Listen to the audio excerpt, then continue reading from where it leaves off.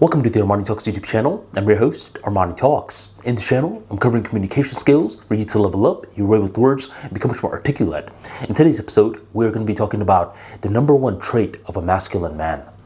If you're new to the ArmaniTalks YouTube channel or the ArmaniTalks brand, I discuss certain topics in one medium, but not the other until later on. In one of my blogs, I talked about one of the biggest traits of a feminine woman. And that number one trait was being liberal with laughter. You will notice that feminine women, they are easy to make laugh. They're not a struggle, while with masculine women, they're different. They are not liberal with their laughter. It's so freaking hard to make a masculine woman laugh. You'll tell a joke to them and they'll be like, well, I don't get it. And this is a poor trait, in my opinion. The number one trait of a feminine woman is being liberal with their laughter.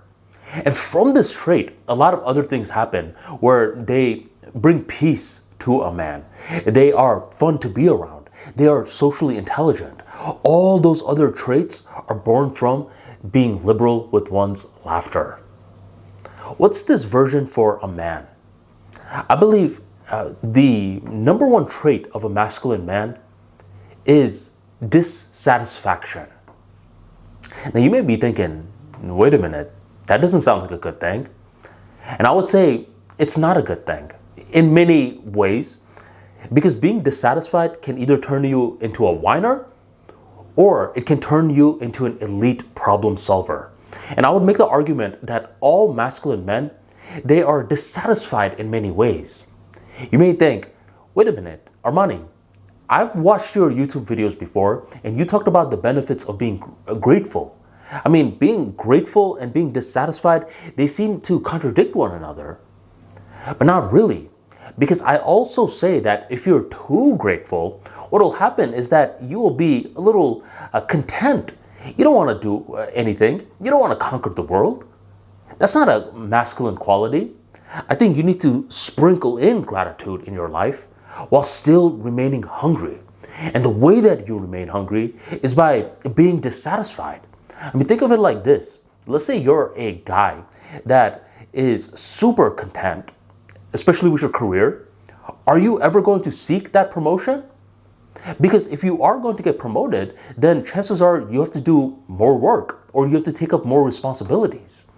Why would you do something like that if you are grateful for where you're at? When you're too grateful, you lose ambition. But a person who is dissatisfied, they are in this continuous mode.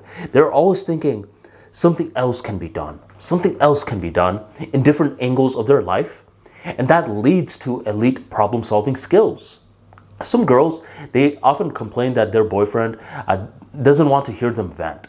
Whenever the girl is trying to vent to her boyfriend, the boyfriend automatically goes into problem-solving mode, because when you're dissatisfied for a long period of time, you condition your mind to be in problem-solving mode. And men, we like to solve problems for those that we care about. So a lot of these boyfriends, they're masculine, and that is why they don't like to hear venting too much and not do anything about it.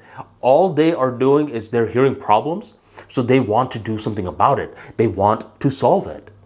So just like being liberal with one's laughter is a feminine quality, I believe being dissatisfied is a masculine quality. From this dissatisfied attitude, a lot of things get built. This guy now wants to get a promotion. He wants to get that girl. He wants to get bigger because he's not content. Too much dissatisfaction is a bad thing, just like too much laughter is a bad thing. But in that one territory where you just know that this is the territory to be in, that's where you want to stay at. That's where intuition is required. But being dissatisfied is a masculine quality, in my opinion, because it leads to a lot of great things on the horizon. So if you enjoyed today's talk, drop that like for me right on below, hit subscribe, hit that bell notification, and never miss another episode again. Thank you very much for joining me, and I'll catch you next time.